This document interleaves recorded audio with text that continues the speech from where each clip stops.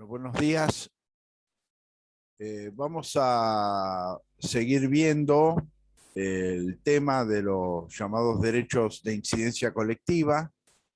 En la clase de ayer hicimos hincapié en el tema del medio ambiente sano como un derecho colectivo objetivo, es decir, que por su propia naturaleza es un derecho que no puede ser apropiado subjetivamente, sino que tiene una naturaleza colectiva por sí misma. Ahora vamos a hablar en el artículo 42 de la Constitución Nacional de los derechos de los consumidores y usuarios.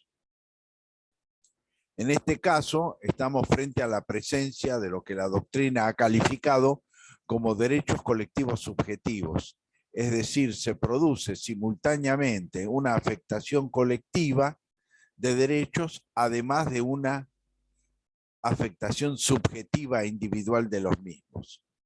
Como puse el ejemplo en el día de ayer, bueno, una persona que compra en un supermercado un producto donde la información se encuentra falseada, por ejemplo, respecto a su peso real, bueno, sufre una defraudación de tipo personal como consumidor, pero a su vez, como ese producto está a la venta en forma masiva, genera simultáneamente un conjunto de sujetos que por esa misma falsedad informativa se ve también perjudicado.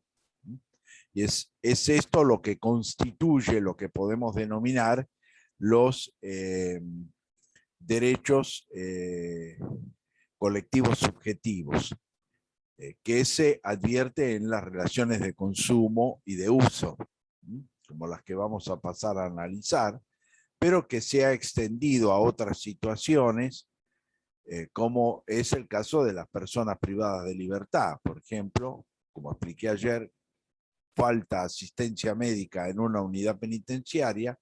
Esto no solamente afecta a quien necesita en forma directa e inmediata esa asistencia, sino al resto de los detenidos que eventualmente se puede ver perjudicado por esa carencia. O lo mismo en las condiciones de detención. Entonces, estos derechos colectivos subjetivos se encuentran recogidos en forma expresa en la Constitución reformada de 1994 con la incorporación de los derechos de los consumidores y usuarios. Ahí se señala en el artículo 42, los consumidores y usuarios de bienes y servicios tienen derecho en la relación de consumo a la protección de su salud, seguridad e intereses económicos, a una información adecuada y veraz, a la libertad de elección y a condiciones de trato equitativo y digno. Esta es la primera parte del artículo 42. En principio debemos decir que hablamos de bienes y de servicios, es decir, el consumo de bienes o el consumo de servicios. Por supuesto que es claro, bueno, bienes son el consumo de artículos que uno, por ejemplo, adquiere en un mercado. Servicios, el transporte, la telefonía, los bancos. Son algunos de los ejemplos de servicios. Entonces, esto es lo que genera, digamos, las relaciones de consumo. Puede ser tanto con respecto a bienes como puede ser con respecto a servicios. Esto genera lo que se llama la relación de consumo.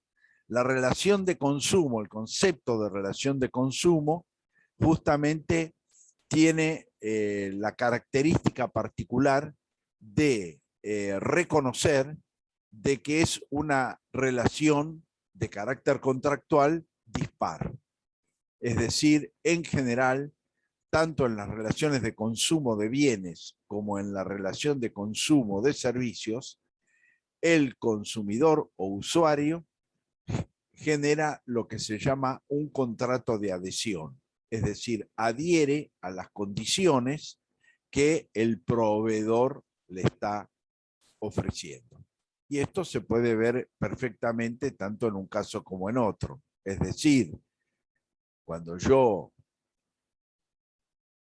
compro un producto en un negocio, bueno, como consumidor desconozco cómo ha sido la elaboración de ese producto, desconozco si la información alimentaria que contiene es veraz o es cierta, pero en última instancia adhiero a que ese producto es un producto comestible, es un producto que está en condiciones de salubridad adecuados y que por lo tanto está habilitado a ser efectivamente consumido sin efectos negativos, ni para mi salud, ni eventualmente para mi bienestar.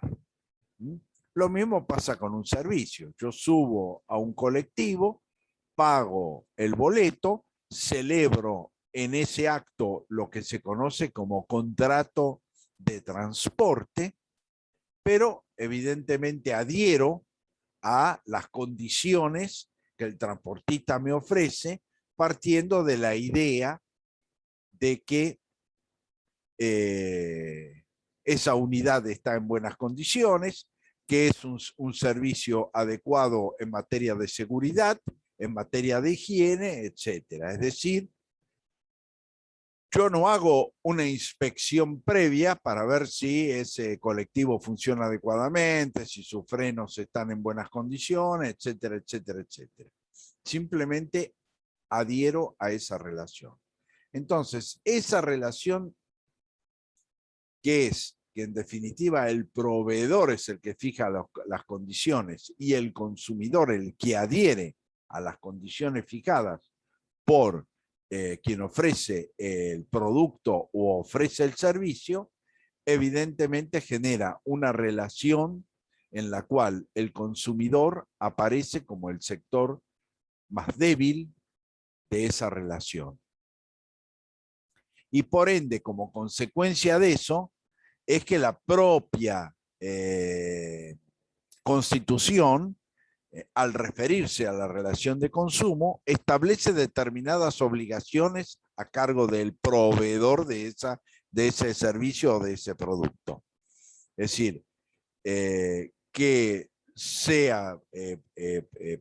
esté protegida la salud, que esté protegida la seguridad, que estén protegidos los intereses económicos del consumidor o del usuario, que el producto contenga una información adecuada y veraz, es decir, no solamente adecuada a las características, por ejemplo, la cuestión de cuáles son las características alimentarias del producto, sino que además esas características sean veraces, sean ciertas.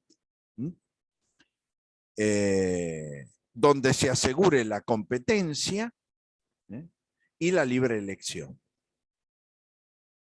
Después vamos a ver que justamente la Constitución de 1994 justamente va a abordar en forma específica situaciones en las cuales, por ejemplo, el derecho a elección y de libre competencia no están debidamente asegurados. Pero, ¿qué significa esto? Bueno, que justamente es a cargo del proveedor establecer que hay un producto que no afecta a la salud, que es seguro y que protege adecuadamente los intereses, que la información es adecuada y veraz. Todos esos requisitos cargan sobre el proveedor del servicio o del producto. Y si se verifica que no es veraz, si se verifica que afecta a la salud o se verifica que pone en riesgo la seguridad, entonces hay responsabilidad de quien provee. Es ¿por qué? Justamente por esta relación desigual. Siempre tengan ustedes en cuenta de que la hipótesis de las relaciones contractuales es que ambas partes negocian en condiciones de igualdad y por lo tanto, en la medida en que negocian en condiciones de igualdad, han fijado las pautas negociales conforme sus respectivos intereses. Bueno, esto lentamente, digamos, se ha ido modificando. Lo primero fueron las relaciones de trabajo, donde se estableció que la relación de trabajo, el contrato de trabajo, tiene una parte más fuerte, que es el proveedor del mismo, y una parte más débil, que es el que solo cuenta con la fuerza de trabajo. Y por lo tanto, se establece una serie de normas de orden público que generan responsabilidades y limitaciones o controles sobre el proceso negocial. Bueno, esto se traslada a las relaciones de consumo también, donde se ha reconocido esta situación. Entonces, la vulneración de estas obligaciones en términos objetivos genera responsabilidad. Por ejemplo, esto se ha aplicado en jurisprudencia de la Corte Suprema de Justicia de la Nación con respecto a los llamados contratos de peaje, es decir, rutas concesionadas. Es decir, el contrato de peaje lo ha analizado la Corte como una relación de consumo y por lo tanto ha establecido que en los casos, por ejemplo, de accidentes en la ruta por la existencia de animales sueltos, es responsabilidad del concesionario, porque la obligación de seguridad del concesionario de la ruta es objetiva. Si esa obligación de seguridad, que es llegar a destino sano y salvo, se pone en riesgo, hay una responsabilidad del proveedor.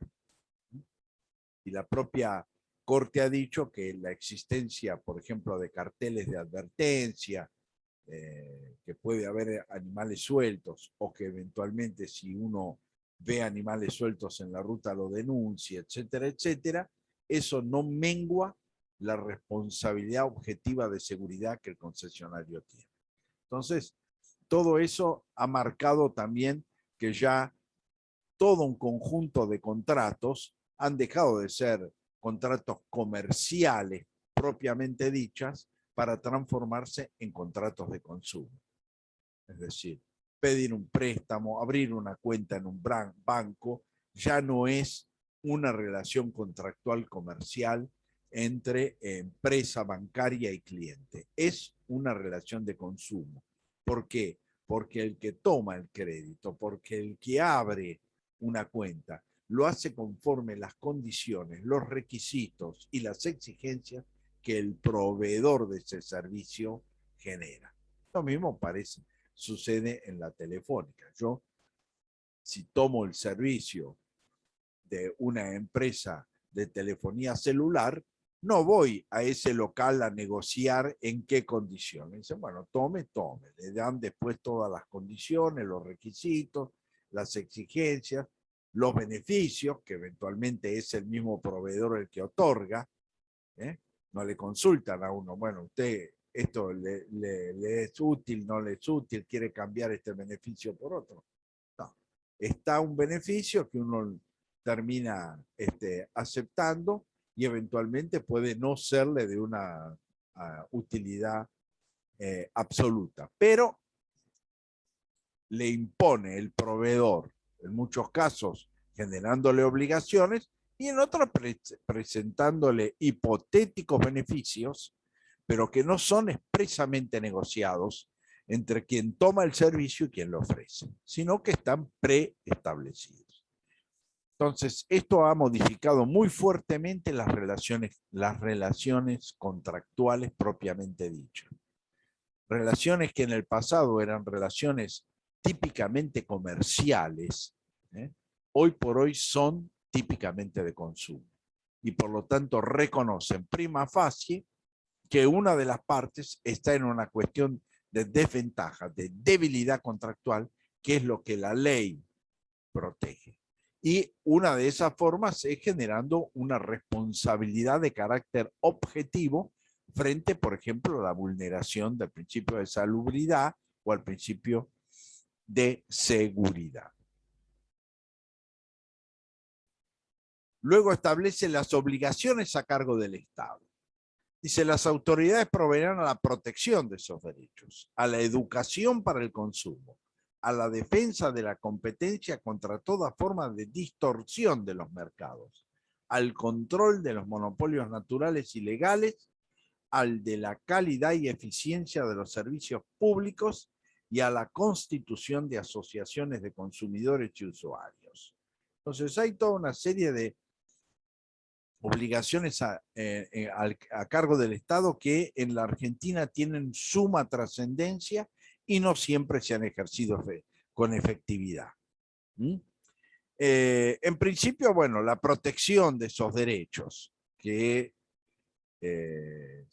significan controles de que justamente el proveedor de bienes a consumir o que ofrece servicios cumpla, digamos, con estas obligaciones de información veraz y adecuada, de seguridad, de salubridad, etc. Bueno, esto muchas veces no se ha llevado justamente con eficiencia, porque seguramente ustedes algo ya habrán visto, lo que se conoce como neoliberalismo y que fue lo que dominó la política argentina de los 90, una de las pautas es la desregulación, es decir, el no control por parte del Estado. Entonces, eso también generó un debilitamiento de esas funciones y de esas obligaciones de carácter constitucional que resulta difícil dar plena y absoluta efectividad frente a las distintas ópticas políticas en relación con el rol y las funciones del Estado propiamente dichas. Educación para el consumo, el hecho de que haya un proceso de educación vinculada con un consumo que resulte saludable, que resulte seguro, etcétera, ¿no? Es decir, información respecto a qué consumir y, en última instancia, que ese consumo resulte de carácter saludable. Dentro de ese contexto también hay que señalar, por ejemplo, la defensa de la competencia contra toda forma de distorsión de los mercados, al control de los monopolios naturales y legales. Entonces, y a la calidad de los servicios, ¿no es cierto? De los servicios públicos. Entonces, esto también está asociado. Uno de los grandes problemas que justamente se generaron a partir de los 90 fue la concesión de los servicios públicos a 30 años. Esa concesión fue monopólica, es decir, no generó competencia, fue monopólica, es decir, el servicio telefónico se distribuyó entre Telefónica de Argentina, es decir, de capitales principalmente españoles, y Telecom, de capitales franceses, dividiendo al país por la mitad, digamos, del centro al sur le correspondió a Telefónica, del centro al norte a Telecom, y la ciudad autónoma de Buenos Aires también se dividió en dos partes. Una mitad a cargo de Telefónica, otra parte a cargo de Telecom. ¿Qué significaba esto? Que si yo, como fue nuestro caso, de Mar del Plata, quería un teléfono fijo, ese teléfono fijo lo tenía que tramitar en Telefónica de Argentina. No tenía opciones ni tenía posibilidades. Había lo que se llama un monopolio legal. Un monopolio legal. En el caso particular de ese monopolio legal, bueno, el control del Estado respecto a la calidad del servicio es prioritario, porque yo justamente como consumidor, no tengo oportunidad de elección. Es decir, no puedo comparar servicios para decir elijo uno o elijo otro. Entonces, eso también representa, digamos, lo que se llaman los monopolios legales, que en la Argentina tuvieron importancia en la concesión de los servicios públicos, ¿no? El gas, nosotros tenemos un solo proveedor. Gas Camusi es el único proveedor de gas de la ciudad, del Partido General Pueyrredón, como lo era Telefónica de Argentina para el teléfono fijo. Era la única empresa habilitada para otorgar teléfonos fijos en la jurisdicción del Partido de General Pueyrredón. Si yo no puedo elegir. Lo mismo se ha establecido, por ejemplo, el transporte público de la ciudad de Mar del Plata, en realidad está constituido hoy por un pool de empresas,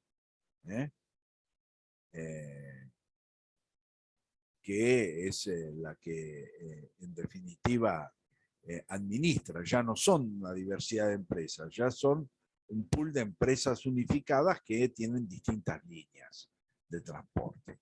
Bueno, en ese contexto, el control del Estado es central, es esencial, porque yo ni siquiera puedo elegir otro servicio, puedo elegir otra posibilidad y como consecuencia de eso, quedo, digamos, atrapado por lo que, vuelvo a insistir, en esa relación de consumo con las características que antes señalé, ese servicio se me ofrece. Por otro lado, en un momento, por ejemplo, se redujo la cantidad de empresas, es decir, eran 4 empresas que proveían los servicios de celulares y ahora son 3 empresas exclusivamente. Entonces, ese también es otro proceso que afecta el tema de la competencia. Otro fenómeno también muy generalizado en el mercado actual es la concentración. Es decir, hay una fuerte concentración de los mercados. Por ejemplo, 3 empresas lácteas de la Argentina manejan el 70% de la producción láctea argentina. Serenísima, Sancor y Lolay son las 3 empresas, en ese orden, además, en importancia. Entonces, evidentemente, ¿qué genera esto en relación a la competencia? Que esas empresas, manejando el 70% del total del mercado, no solamente pueden generar, digamos, precios determinados, que es uno de los fenómenos actuales. Uno se pregunta, bueno, ¿por qué hay ese permanente aumento de los precios? Bueno, una de las cuestiones es que la economía está concentrada. Entonces, esas empresas concentradas, bueno, fijan en última instancia el precio. Y las otras empresas son mucho más débiles económicamente hablando y no pueden incidir a los fines de competir, por ejemplo, con relación al precio. Si la competencia en el proceso de concentración se ve menguada, debilitada o en algunos casos directamente se torna en inexistente, como vimos antes, cuando hay monopolios legales, como el caso de las concesiones. Entonces, esos aspectos hacen centralmente a las dificultades que en la actualidad se enfrentan en este sentido, ¿no? Para, por ejemplo, asegurar adecuadamente el derecho a una libre elección, a la competencia y contra toda forma de distorsión de los mercados. Por otro lado, la calidad y eficiencia de los servicios públicos, que es otro aspecto fundamental, justamente en la Argentina, en la cual esos servicios públicos están concesionados y están monopolizados. Yo no tengo posibilidades de elección. No es que hay distintas líneas en sentido de que hacen el mismo recorrido y ofrecen precios diferentes. No, el recorrido está monopolizado en general por una línea, y esa línea evidentemente no solamente, por ejemplo el caso de Mar del Plata, no solamente responden respecto a la monopolización del trayecto, sino también que representan una unión de empresas que en última instancia son las que presionan en forma unívoca pidiendo el aumento del boleto, por ejemplo. Entonces no es que hay algunas empresas que dicen no, aumento no, o pedimos menos. No, es un pool de empresas que pide determinado aumento para todos. Entonces la competencia se elimina y eso tiene un impacto dentro de esta, digamos, sociedad de consumo, fundamentalmente en el precio, en la determinación del precio. Porque dentro de esas reglas, competencia significa competencia de calidad y competencia de precio. Esas son las dos bases fundamentales de la competencia. En la medida en que hay concentración de los mercados, la competencia cede y la lucha entonces por la calidad y por el precio, digamos, queda en manos de muy pocas empresas o un determinado pool de empresas que se unen haciendo determinados reclamos o condicionando el mercado. Finalmente, habla de la promoción de las asociaciones de consumidores y usuarios por parte del Estado. Es una realidad que se ha mantenido en la medida en que, si bien hubo algunos proyectos legislativos en su momento que pretendieron regular la constitución de estas asociaciones, fijando determinados requisitos, condiciones patrimoniales, por ejemplo, para su funcionamiento, esto generó una fuerte resistencia y quedó superada. Y por lo tanto hoy esa constitución de organismos cuyo objetivo social, objeto social, es la defensa de los derechos de los consumidores y usuarios, se han proliferado en el país y a la vez son un agente activo en la denuncia de las situaciones, en el seguimiento de los precios, etc. Es decir, y después vamos a ver que a su vez tienen un rol específicamente otorgado por la propia Constitución. Por otro lado, dice, la legislación establecerá procedimientos eficaces para la prevención y solución de conflictos y los marcos regulatorios de los servicios públicos de competencia nacional. Entonces, lo primero es procedimientos eficaces para la prevención y solución de conflictos. Bueno, uno de los problemas fundamentales que presenta justamente como consecuencia de esa desigualdad es que la afectación patrimonial para el consumidor en algunas ocasiones no es de gran importancia. Vuelvo al ejemplo que he marcado con anterioridad. Un producto dice 200 gramos y pesa 180 gramos. Entonces, la afectación patrimonial para un consumidor es mínima frente a esa falsedad informativa.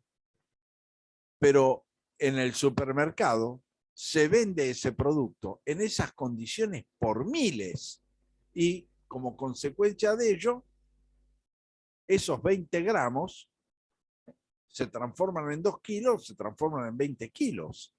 Es decir, que para la ganancia de la empresa tienen otro significado. Entonces, esto también se advierte en la cuestión de la desigualdad. Es decir, si a mí me engañaron con un producto en un contexto determinado, voy a decir, bueno, no voy a andar reclamando a nadie, no voy a andar haciendo ninguna reclamación, ningún juicio, nada por esta por esta falsedad y por este perjuicio. Pero el tema es que ese perjuicio en relación al proveedor se multiplica. Indudablemente se multiplica. Entonces, ¿qué pretende la Constitución? Bueno, generar procedimientos adecuados. Esos procedimientos generalmente, hoy por hoy, es decir, que lo establecen las leyes de defensa del consumidor, son administrativos y gratuitos. Es decir, esto es lo primero. Son administrativos y gratuitos. Por otro lado, esos procedimientos administrativos que en general se llevan adelante en los municipios, es decir, hay una oficina en la municipalidad de General Porredón de defensa del consumidor, donde se pueden hacer las respectivas denuncias, la ley también ha fijado o ampliado con las potestades sancionatorias por parte de esos órganos administrativos. Y por otro lado, también se ha desarrollado desde el punto de vista judicial, bueno, la búsqueda de una especialización también en defensa de los derechos de los consumidores y usuarios, como una competencia específica.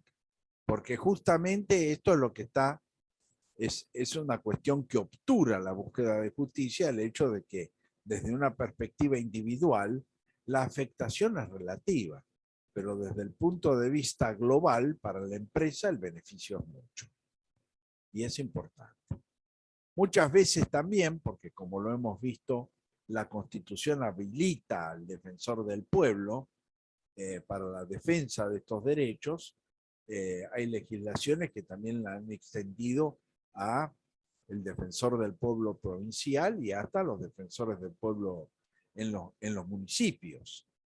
Con lo cual muchas veces las defensorías se han tornado de algún modo en receptoras de la vulneración de estos derechos por un hecho común, por una condición o por un acto común,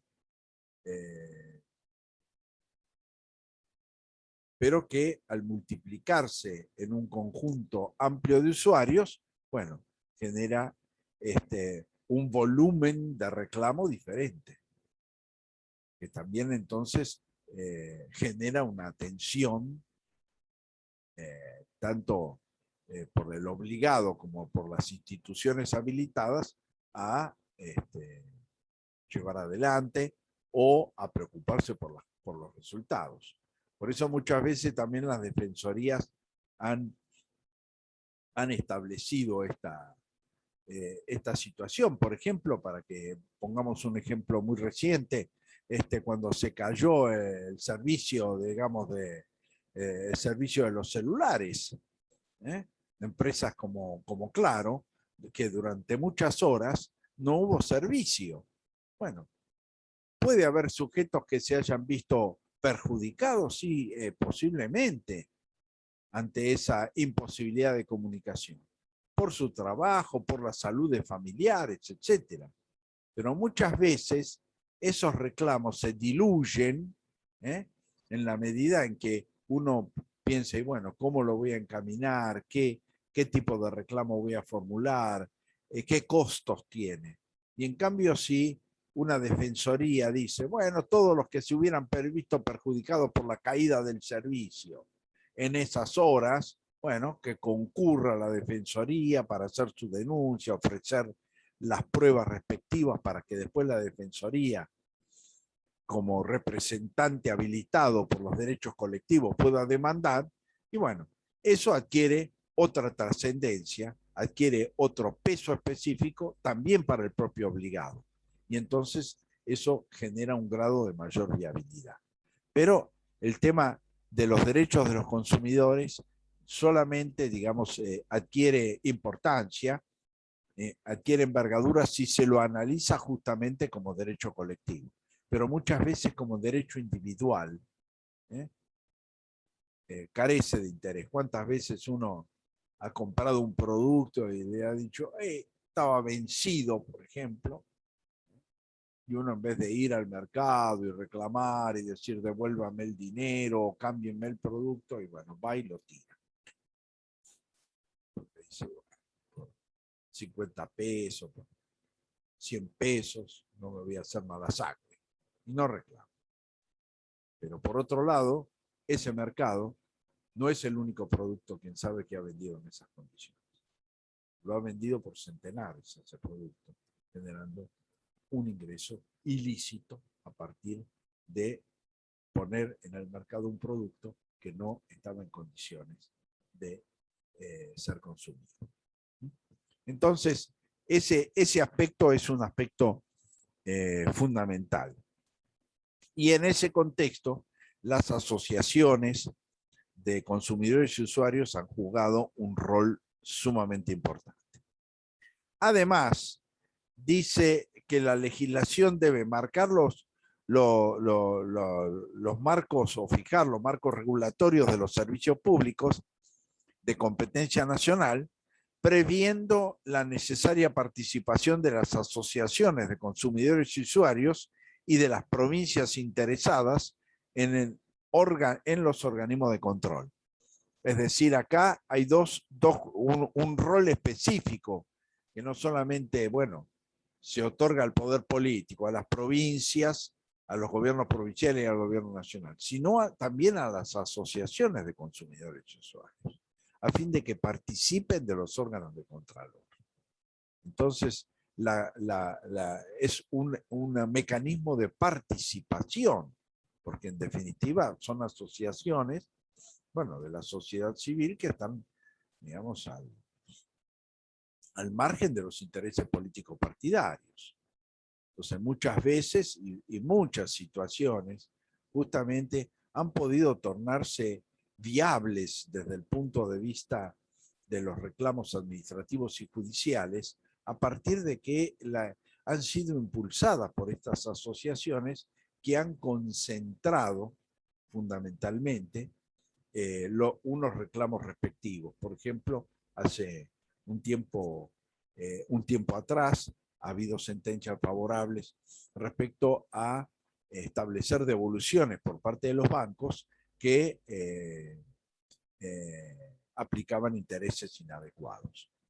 Entonces, quién sabe, uno dice, bueno, le aplican un punto más de interés, etcétera, pero en el cúmulo total, para ese banco representan recursos económicos de relativa significación.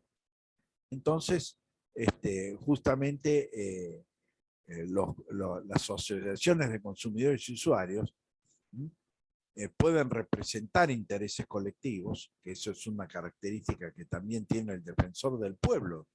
El defensor del pueblo de la nación, por ejemplo, conforme al artículo 43. Entonces, si el defensor del pueblo demanda en representación de la totalidad de los usuarios.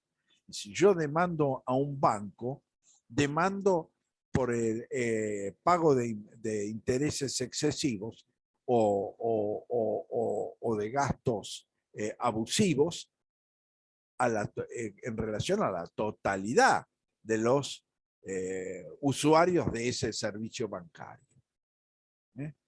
Esto es una cuestión sumamente interesante también, es decir, donde hay una representación de un conjunto de afectados. Por ejemplo, en el caso particular de Mar del Plata, durante algún tiempo, el recibo que entregaba Camusi decía que la tarifa estaba condicionada por una medida cautelar que fue requerida en su momento por la Defensoría del Pueblo del Partido del General Porredón con relación a la totalidad de los consumidores. Por lo tanto, esa advertencia venía en todas las facturas, quien había reclamado y quien no lo había hecho, porque la Defensoría del Pueblo tiene la potestad de representar colectivamente a todos los usuarios o a todos los consumidores de un servicio determinado.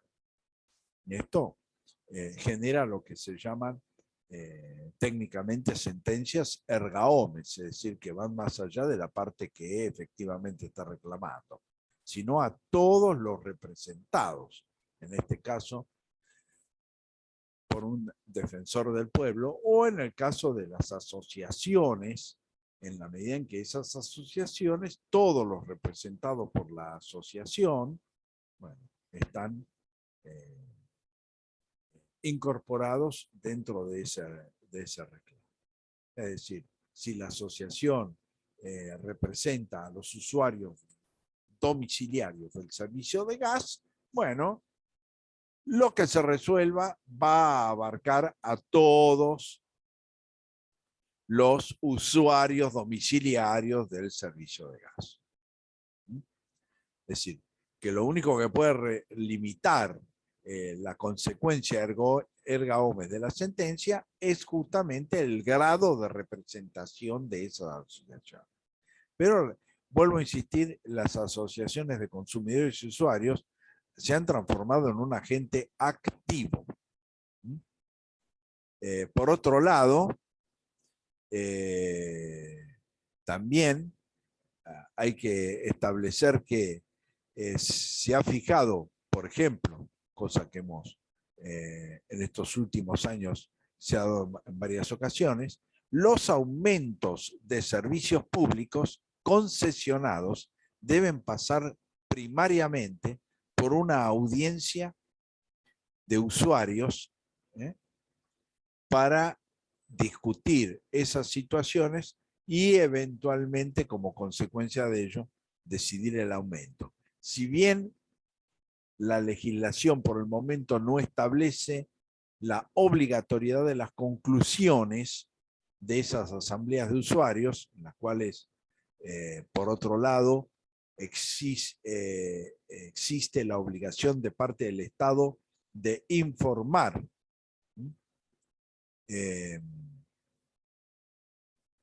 qué es los datos necesarios para el debate dentro de la asamblea respectiva, también establece la participación activa de las asociaciones. Entonces, toda persona, todo usuario, toda asociación se puede inscribir en esas asambleas, dar su punto de vista y decidir, digamos, respecto a esos aumentos, aunque ese resultado no sea vinculante para los poderes públicos. Pero sí es obligatoria la celebración de las respectivas audiencias. Es decir, que la Corte Suprema se ha manifestado en contra de los aumentos de servicios que no han previamente convocado a la asamblea de usuarios o de ese servicio respectivo.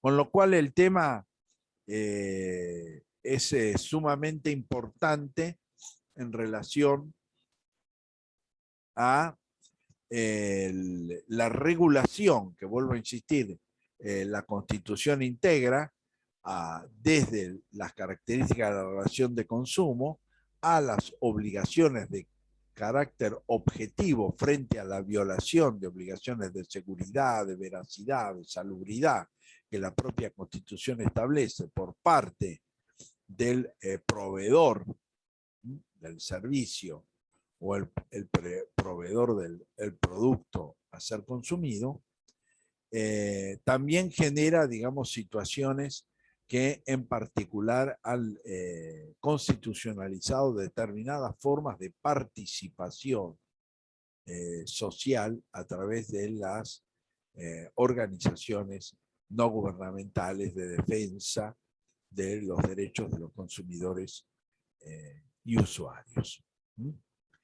Y han generado una diversidad de obligaciones por parte del Estado que, vuelvo a insistir, no siempre se han cumplido cabalmente, ya que se insertan dentro de alguna manera de los debates políticos respecto al rol del Estado, ¿no?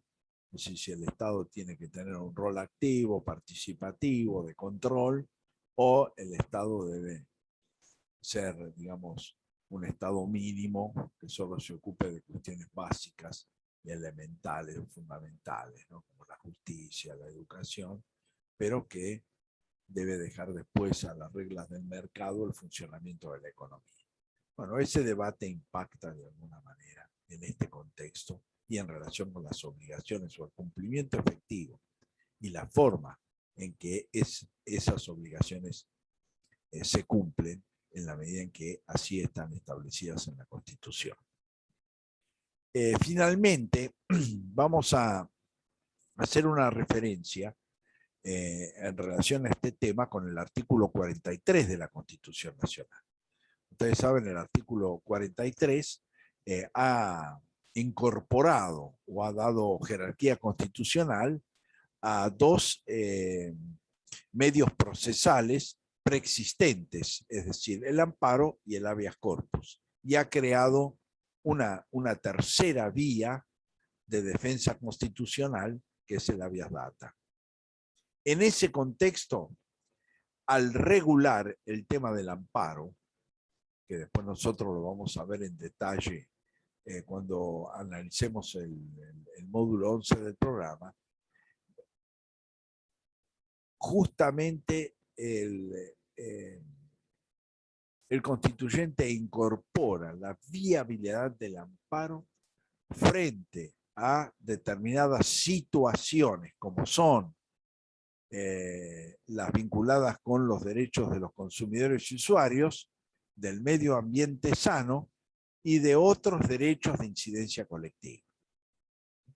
Con lo cual, en ese contexto, la Constitución ha zanjado un debate preexistente respecto a cuál es la vía idónea para el reclamo frente a violaciones de derechos de consumidores y usuarios, de violaciones al derecho al medio ambiente sano, y además incorpora otros derechos de incidencia colectiva. Con lo cual, el amparo es el medio idóneo, indudablemente. Si hay una violación a un derecho colectivo, es el amparo el medio idóneo. Porque la Constitución no solamente lo ha incorporado específicamente con relación al artículo 41 y 42 de la Constitución, sino que ha hecho referencia a otros derechos de incidencia colectiva, con lo cual ha marcado que el tratamiento del artículo 41 y 42 de la Constitución no es taxativo, sino es enunciativo con relación a qué derechos pueden ser colectivos o pueden ser considerados como derechos colectivos. Este es el primer aspecto a destacar sobre este tema respecto al artículo 43.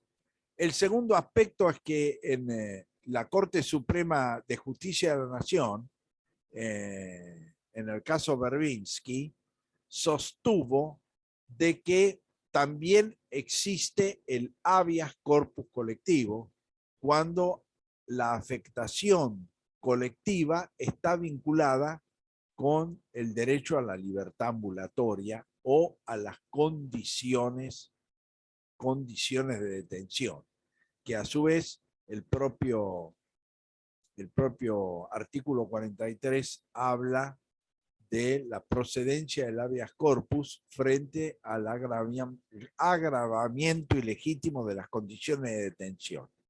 Por supuesto que la referencia es en general a la afectación subjetiva de derechos de quien está privado de la libertad.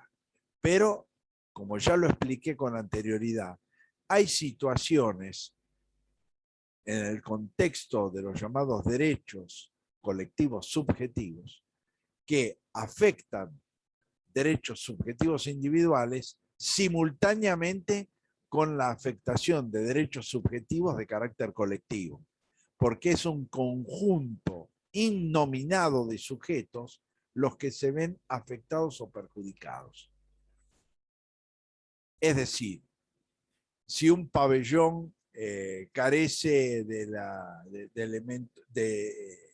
condiciones de higiene suficientes, si los servicios sanitarios no funcionan, si carece de la luminosidad suficiente, si hay una situación de hacinamiento en ese pabellón, evidentemente, o hay situaciones de riesgo, por ejemplo, como ha sucedido, ¿no?, por filtraciones en las paredes, por ejemplo, que pueden generar peligro de electrocutación, etcétera. Bueno, eso afecta al conjunto innominado de los que están en esas condiciones detenidos. Es decir, no es solamente la afectación de cada uno, sino también es la afectación común del conjunto. Esas situaciones tomadas en forma conjunta, en forma global, van a generar afectaciones también de carácter colectivo.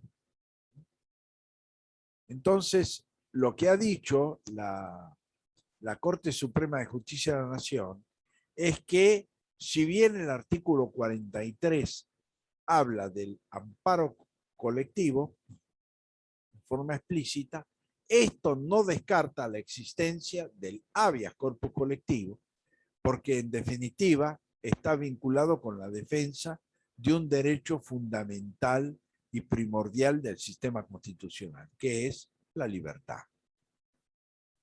Por lo tanto, la Corte ha afirmado esta situación, es decir, hoy por hoy no solamente existe el amparo colectivo para la defensa de derechos de incidencia colectiva en general y de los derechos de los consumidores y usuarios y medio ambiente sano, sino que también por creación pretoriana de la Corte Suprema de Justicia de la Nación existe el habeas corpus colectivo para la denuncia judicial de situaciones que afectan la libertad de un modo colectivo, no de un modo individual, sino de un modo colectivo.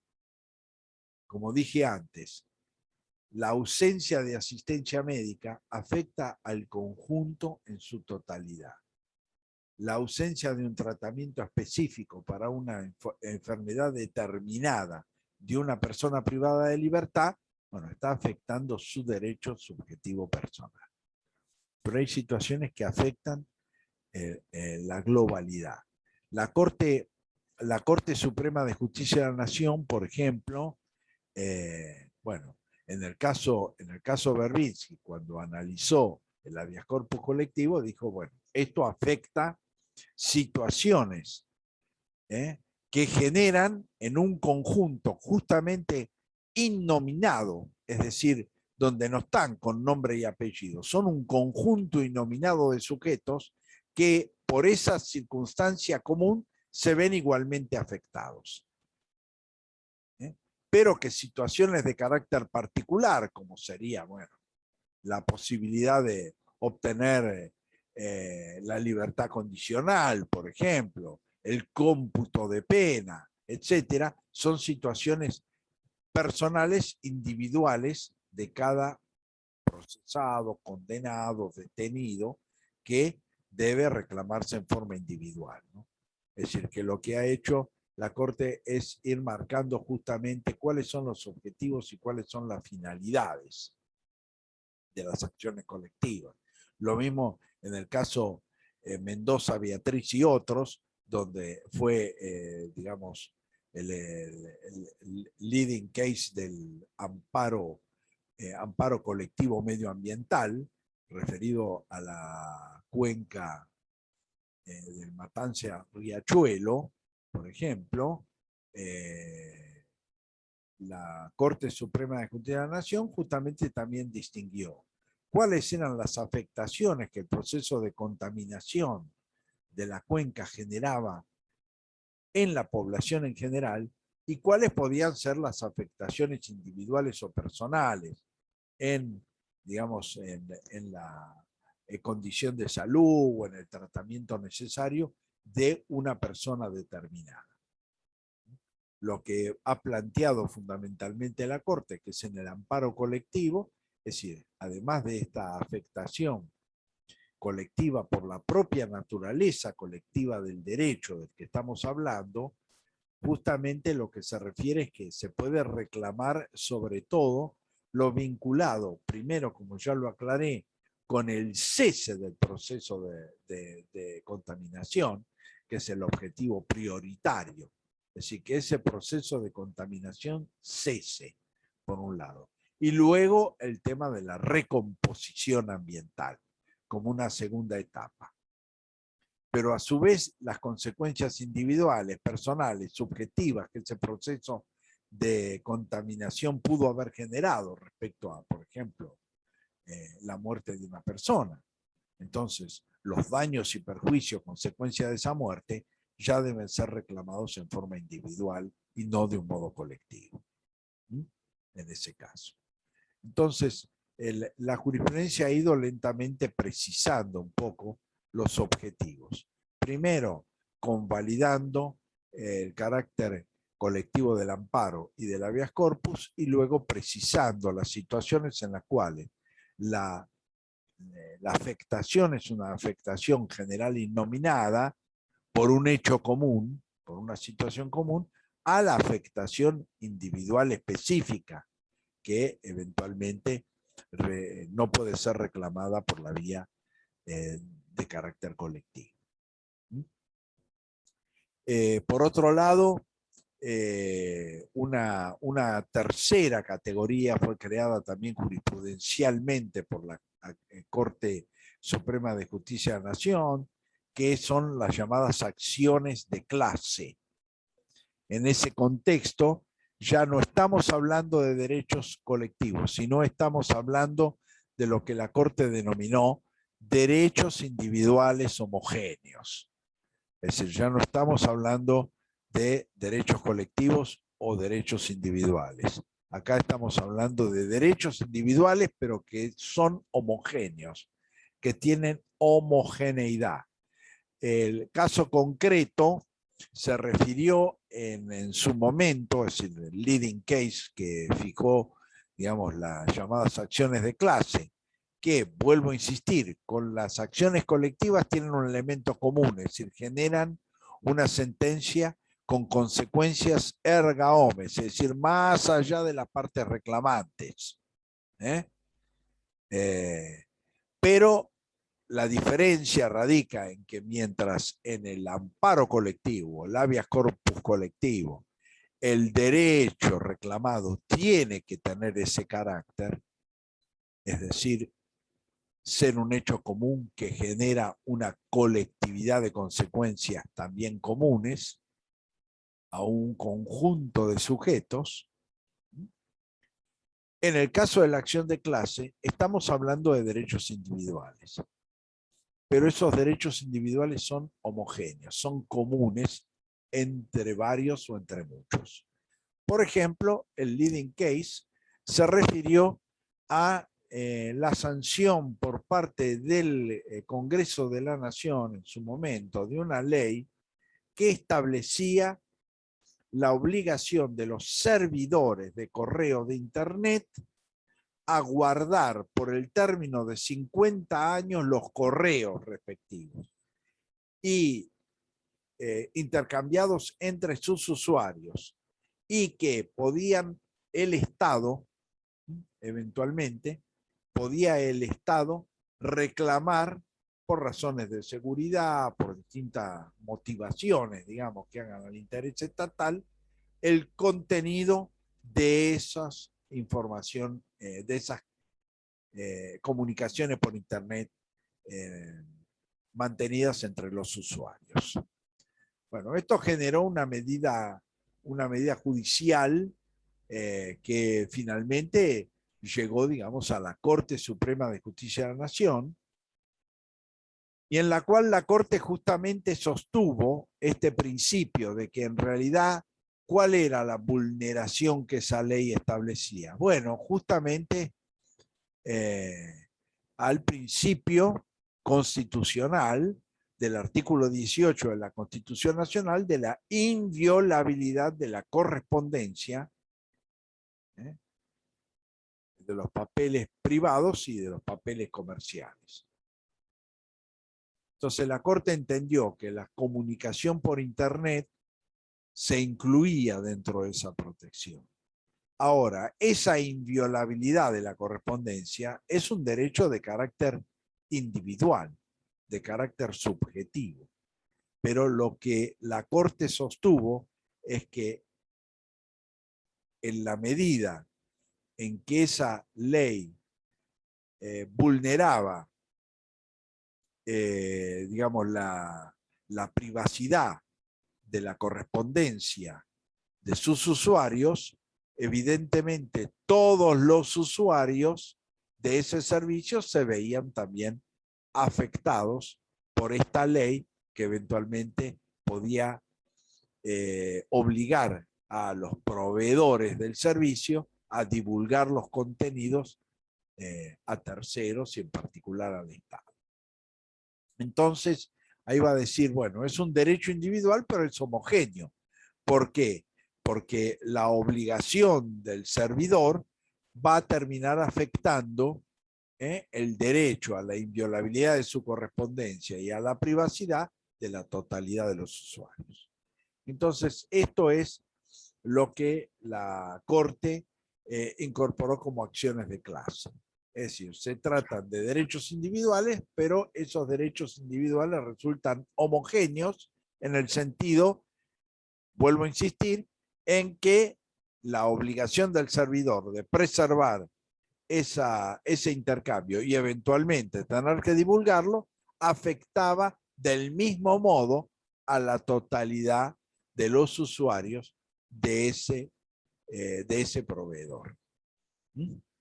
Entonces, ese también es un avance. Sí, bueno, es el fallo que estoy explicando es ese, ¿no? Acá me preguntan por el caso Alaví. Bueno, justamente este es el contenido del caso Alaví, ¿no?